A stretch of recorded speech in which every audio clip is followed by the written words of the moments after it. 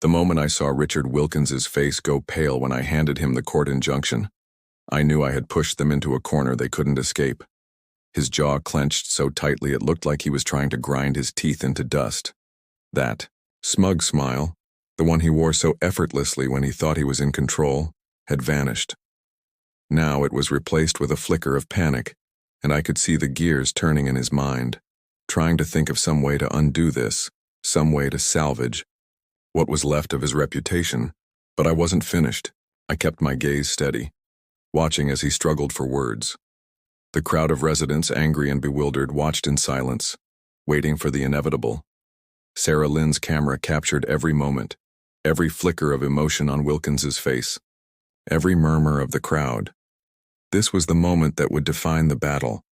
This court order, this win, was just the beginning. "Mr. Wilkins," I said, voice calm but firm. "This isn't just about a boat or some petty rules. It's about the truth. You've been pretending to control this lake for years, but the documents say otherwise. We have the deeds, the surveys, the court orders. You've been lying to everyone, including your own residents. And I've got the evidence to prove it." I paused, letting the weight of my words sink in. "So, what's next? Are you going to keep pretending, or are you finally going to face reality?" The crowd shifted uneasily, some residents nodding in agreement, others glaring at Wilkins. The sheriff's deputy standing nearby reinforced his presence, ready to enforce the court's ruling. Wilkins' face was a mask of frustration, but I could see the flicker of defeat behind his eyes. He knew the game was up. Suddenly, a loud voice cut through the tension. It was Gerald Thompson, the head of the fishing club, furious and defiant. "This is a travesty. We've been holding our tournaments here for years. What right do you have to kick us off our own lake?" His voice echoed across the shoreline, drawing even more attention. "We paid our dues. We're part of this community." I stepped forward, addressing the crowd directly. "You've been told lies," I said, voice steady. "This lake is private property. The HOA never had any legal right to claim ownership or control. And those fishing tournaments, those were just another way to pretend they owned the water. But now, thanks to the court, all that changes." There was a murmur of agreement, and some residents began to shout, demanding answers. Wilkins tried to interject, but Emma was already speaking, her voice cutting through the noise. "This isn't just about ownership. It's about accountability. We're going to make sure everyone knows the truth, about the HOA, about the development plans, about how they've been lying for years. And this court order is just the start." As the crowd's anger turned into a mix of relief and outrage, I felt a surge of satisfaction. The battle was won, for now. But I knew Wilkins wouldn't disappear quietly. He had too much to lose, too many schemes to hide. I watched as he stormed off, his face a grim mask of defeat. His plans for the resort, the fraudulent dealings, the entire facade, crumbling before our eyes. Later that day, I met with Emma in my cabin, reviewing the court documents and planning our next move. We knew Wilkins was capable of anything: retaliation, sabotage, even some last-ditch attempt to seize control again. But we were prepared.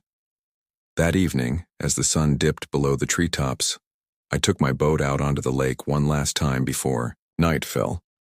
Sitting in the familiar craft, I looked across the shimmering water, feeling the cool breeze on my face. The water was clearer now, the fish more abundant than I remembered. It was as if the lake itself was breathing a sigh of relief. And as I cast my line into the depths, I thought about my grandfather's words. "Water is life, Jake." Those words had driven me through every twist and turn. I knew Wilkins, and his cronies had underestimated what it meant to stand up for what's right. They thought they could manipulate, lie, and steal their way to riches. But they'd forgotten one thing. Water has a way of revealing everything, especially when you least expect it. That night, I slept peacefully, knowing I had reclaimed what was mine, and that the fight was far from over.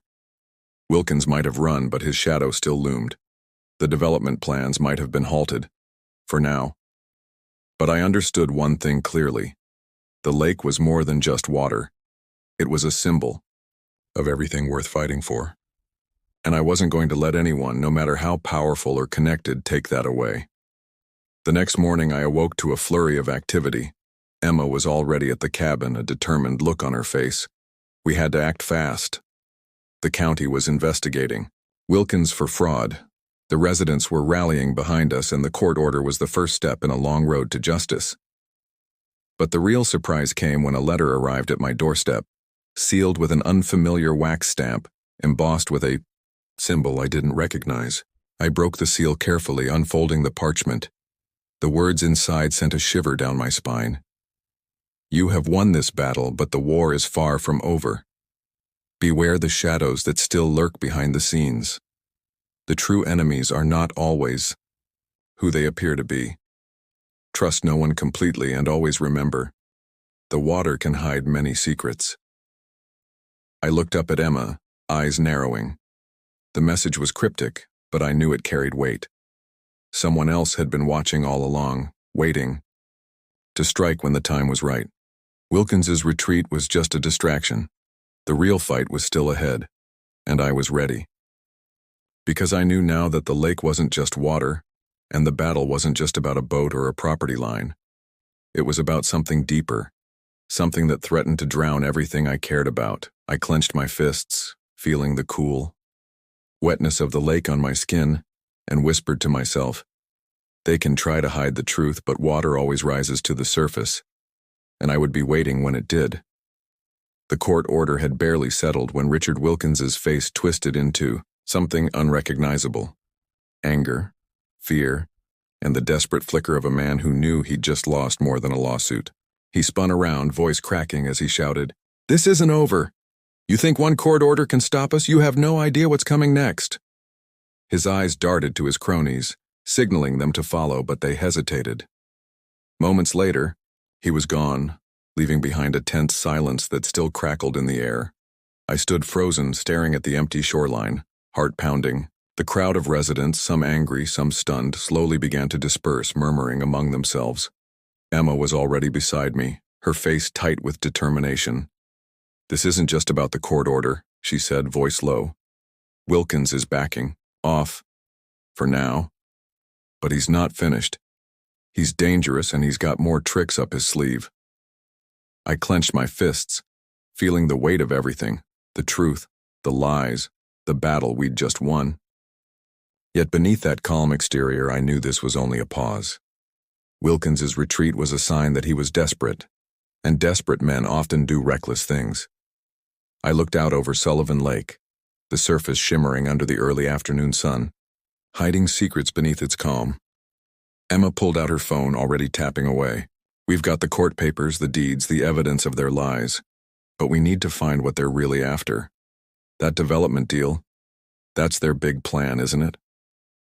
Her eyes searched mine. "And I think Wilkins is trying to hide something bigger than just a resort." I nodded slowly. "He's been lying from the start. All those meetings, those investor visits, they weren't just about a resort. It's about control. Control over the lake, over this land. And I have a feeling whatever they're planning, it goes way beyond just building a few condos. It's something more." Just then, a flash of movement caught my eye. I turned and saw a black SUV peel out of the parking lot, tires screeching slightly as it sped down the dirt road that led toward the forest. My gut tightened. That was no ordinary car. There was something ominous about it, like a predator retreating after a hunt. Wilkins had left in a hurry, but I had the sinking feeling he wasn't done. Not yet. Emma's voice broke through my thoughts. "We need to act fast. The residents are angry, the evidence is on our side, and Wilkins is retreating. But I guarantee, he's planning something else. We should follow that car, see where it goes. Maybe we catch him in the act, or maybe he's got backup." I hesitated for a moment, then nodded. "Let's do it. If Wilkins is running, it means he's hiding something, and I want to know what that is." We jumped into my truck, hearts pounding, and sped after the SUV. The dirt road twisted through thick woods, the trees blocking out the sun, shadows flickering on the windows. The vehicle disappeared into a small clearing, and we parked behind some bushes. watching intently. The SUV doors opened. 2 men stepped out. One tall, broad-shouldered, with a dark beard, the other shorter, wearing a baseball cap pulled low over his eyes. They looked around cautiously, then approached a rough wooden shed. I could hear muffled voices from where we hid. "Wilkins told us to get the equipment ready," the taller man said. "The final phase. We're almost there." The shorter one nodded. "It's all set, just waiting on his go-ahead." My stomach clenched. Equipment, final phase? I knew they weren't talking about just building a resort anymore. Whatever Wilkins and his men were planning, it was bigger and it wasn't legal. Emma whispered, "We're on to something. This isn't just about a lake or some property. They're planning something massive, and I think I know who they're working with." Suddenly, a loud crack echoed through the woods. Both men froze. I tensed, heart pounding so loudly I was sure they could hear it. The shadow of a figure emerged from the trees, someone in a dark hoodie holding a bundle tightly in their arms. They moved quickly, slipping into the shed. "Did you see that?" Emma hissed. "Someone's inside, they're hiding something." I nodded, fighting the urge to rush in. "We need evidence. We can't just watch anymore. We have to get inside. That shed." But the shed was locked. The 2 men returned, unlocking the door with a heavy key. As they pushed it open, I caught a glimpse of what was inside. A pile of equipment, maps, and several large black containers. One of the containers was labeled with a symbol I didn't recognize, a strange insignia that looked almost like a water droplet combined with a gear. Emma's eyes widened. "That's not just construction gear, that's something else. It looks like some kind of industrial equipment, maybe for drilling or worse." My mind raced. Wilkins was planning something that could ruin the lake, something that could threaten the entire ecosystem. I felt a chill. What if he was planning to drain the lake or poison it, or build something so invasive that it would destroy everything my grandfather fought for? Suddenly, the figure in the hoodie reappeared, slipping out of the shed and darting into the woods. We couldn't see their face, but I knew one thing: whoever they were trying to warn us. We had to move fast. I pulled out my phone, ready to record everything. Emma was already dialing her contacts: lawyers, environmental experts, anyone who could help. We were no longer just witnesses. We were now part of something much bigger. The shadows stretched longer as the sun dipped lower. Wilkins had run, but his plan hadn't. It was still unfolding, and if we didn't stop him now, the damage could be irreversible. As we backed away from the woods, I looked back at the lake, the water calm once again. But beneath the surface, I knew a storm was brewing. Wilkins had secrets, and the deeper we looked, the darker they became. This was just the beginning, and I was ready. Because I knew this lake's true power wasn't just in its water. It was in what it protected, what it represented, and I was going to fight to keep it safe no matter what it took. The moment the sheriff's deputy raised his voice and ordered everyone to leave, chaos erupted. Gerald Thompson's face twisted with outrage. He shouted, "This is our tournament. We've been doing this for years. You can't just shut us down now." But the deputy's firm tone cut through the noise, and one by one, boats were hoisted onto trailers, tents dismantled, and anglers trudged away from the water, their faces conflicted, anger, confusion, and betrayal etched deep. Richard Wilkins's face was a mask of fury as he stormed past, trying to shout over the mounting crowd. I kept my gaze locked on him, my arms crossed, knowing this was just a temporary setback. Emma stood quietly beside me, her eyes sharp and calculating as she watched Wilkins disappear into his car, wheels squealing as he sped off into the distance. His last words echoed in my mind. "This isn't over. You have no idea what's coming next." The court order had only just been enforced, but I knew Wilkins had other plans. I looked around at the crowd. Residents who had been lied to for years, now furious, some nodding in agreement, others still in shock. Sarah Lynn was already taking photos, her camera capturing the aftermath of the chaos. The story was blowing up fast. I felt a strange mix of relief and dread. Relief that we had won this battle, but dread because I knew Wilkins's retreat was just a distraction. Suddenly my phone buzzed. I pulled it out and saw an encrypted message from Emma. "They're moving something big. I found the equipment in the shed. It's not just construction, this is industrial. Something dangerous. My stomach clenched. I looked back at the woods where the shed still stood. That shed wasn't just a storage space, it was a front. Behind its doors was something that could destroy the lake, something Wilkins was trying to hide. Without hesitation, I motioned for Emma. We need to get inside that shed now. We slipped through the trees, hearts pounding, and I fished out a crowbar I kept in my truck. Emma kept her phone ready to record anything we uncovered. The lock was heavy, but with a few swift strikes, the door swung open. Inside, a flood of images and equipment. Large black containers with strange symbols, maps marked with pathways I didn't recognize, and a bank of industrial gear that looked like it belonged in a factory, not on a lake. The symbols on the containers glinted in the dim light, almost like a secret code. Emma's eyes widened. This isn't just about a resort. This is about destruction, possibly poisoning the water or draining it completely. They're planning to do something catastrophic. My mind spun. Wilkins was trying to turn Sullivan Lake into a resource for profit no matter the cost. But I wasn't just going to stand by. I pulled out my phone and started recording everything. The equipment, the symbols, the maps. Every detail, every piece of evidence. We had to expose this. Suddenly, footsteps echoed behind us. We spun around to see a figure in a hoodie trying to sneak away. I shouted, "Stop, don't move." The figure froze, then slowly turned. It was a young woman, trembling, eyes darting. "I warned you," she whispered hoarsely. "They're going to ruin the lake. Wilkins isn't just after money. He's after control. He's dangerous." Emma and I exchanged looks. The pieces clicked into place. Wilkins was orchestrating something far worse than a development scheme, something that could wipe out the lake forever. And this girl had the proof, the warning. She handed me a small flash drive. "Take this, it's everything. If they find me, I'll be dead. Please stop them." Before we could respond, sirens wailed in the distance. The deputy from the road had called for backup, alerted by our recordings. The girl sprinted into the woods, disappearing into the shadows just as more police arrived. Swarms of officers moved toward the shed, flashing lights illuminating the dark trees. Wilkins' men, caught in the act, tried to run, but the law was closing in.